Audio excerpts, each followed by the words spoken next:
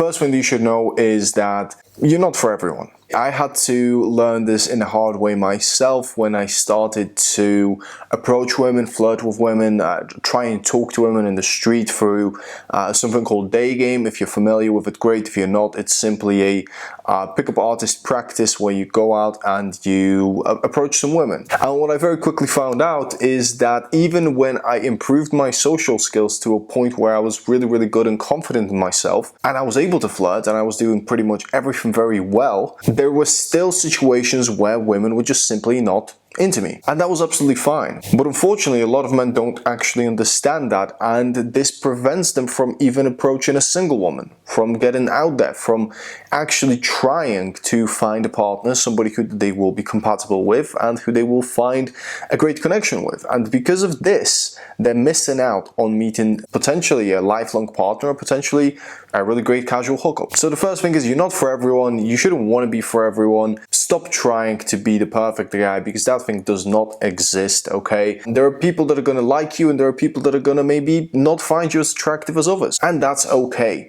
Of course, I'm not saying if you know that there are things that you can improve on, like your social skills, like your presentation, like your physique, that you shouldn't work on those, because those things are essential if you want to become an attractive man to women.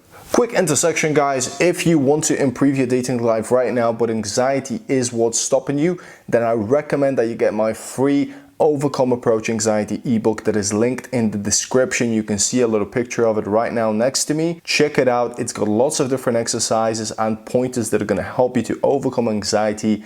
And if you start doing this right now, I guarantee you that your dating life is going to improve. However, you need to get going. If you don't get going, if you don't start right now, then you're going to procrastinate, and you know probably from experience, if you procrastinate and put something away for tomorrow, then another day is going to come, and then you're going to be like tomorrow, tomorrow, tomorrow, tomorrow, and then you're going to forget, and then nothing's going to actually change. So now that's out of the way, let's get to the next point. You are in a competition, my friend, with a lot of high quality men out there, and some of them are older than you. And everybody knows that older men are especially very attractive to women, which is why younger men who are like 18, 19, 20, or even in their mid-20s are potentially struggling a lot with dating the women that they truly find very attractive. Some women like to date men who are the same age as them at a minimum, some who are a little bit older, and you know, certain ones who like a guy who is a lot older. She belongs to the streets.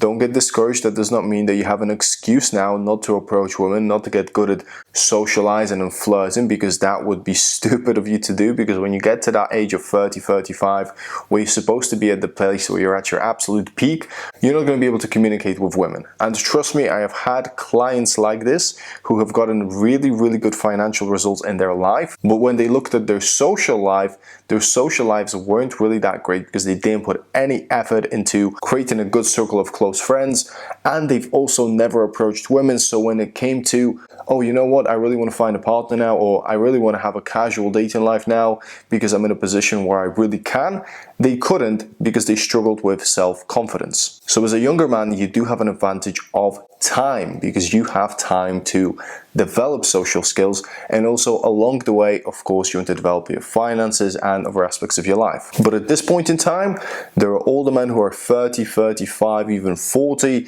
who women really find attractive, because older men are simply a little bit more experienced with life. They understand themselves a little bit better, they understand what they're looking for better, and they, in general, because of all those things that I've talked about already, have an accumulation of confidence that is quite attractive to women. So you're in a competition with older men. However, this is not an excuse. This is just something that you should accept and understand, because if you understand it, then you're going to really know where you need to focus to improve your dating life. Point number 3 is you should stop approaching women for validation. If this is your sole purpose and your sole motivation for going out there and improving your social skills, then you're having a validation-seeking mentality. And from a validation-seeking mentality comes desperation for attention, and something that is really bad that creeps in because of those things is a lack of self-esteem and it is a lack of self-confidence. So having the wrong motivation for wanting to improve your dating life is going to have an impact on your results and how you feel about yourself. For example, I've worked with people who are in their early 20s and their late 20s, and when they had this validation seeking mentality, they really struggled at the beginning. So we had to deconstruct all of that and say, if you want to improve your dating life, you got to really take a step back and look at why are you doing this. The moment that they started to think of dating as a way to meet somebody fun who they're going to have a lot of good time with is when their confidence started to shift. It's when they really started to be present in the moment because they weren't thinking about the future. They were able to really relax in the interaction because they weren't trying to impress the girl too much. And when you remove that validation seeking mentality, that's when you can really start improving your social skills for the right reasons, and approaching women becomes much simpler and easier. I'm a young guy, but I've been on a few dates in my time, and I can tell you that there are some attractive women out there who are just not nice people. They are very stuck up, they are very narcissistic, and they can sometimes be quite self-centered. And a lot of this is because of social media, because of things like likes and comments and, you know, people who are always giving them validation. And because of those things, their egos are kind of just going out of the stratosphere, right? And that really brings us to the crux of what I'm trying to say. You shouldn't always just date someone because they are extremely attractive and other men find that woman attractive. Because if that's the only reason that you're dating someone, then you're really missing out on a real connection, which will make your dating life really fun. If they're not nice people, or if you're not compatible with them in general, then you should probably have a deep conversation with yourself and also with that person, and maybe look at other options. And that does not mean that you should break up. Maybe have an open conversation with your partner if you do have one, and tell them about the things that you might want to change, because open communication is essential for a happy relationship. What women find attractive in general is probably not everything that you have right now. However, that does not mean that you shouldn't pursue dating. That does not mean that you should stop approaching women or that you shouldn't get into approaching women, because if that's the way that you're thinking about this, then you're already going to have a loser mentality and you're never going to improve on your social skills and you're never going to improve on your dating life. So to summarize everything, your dating life is not lost. It will improve with time and discipline.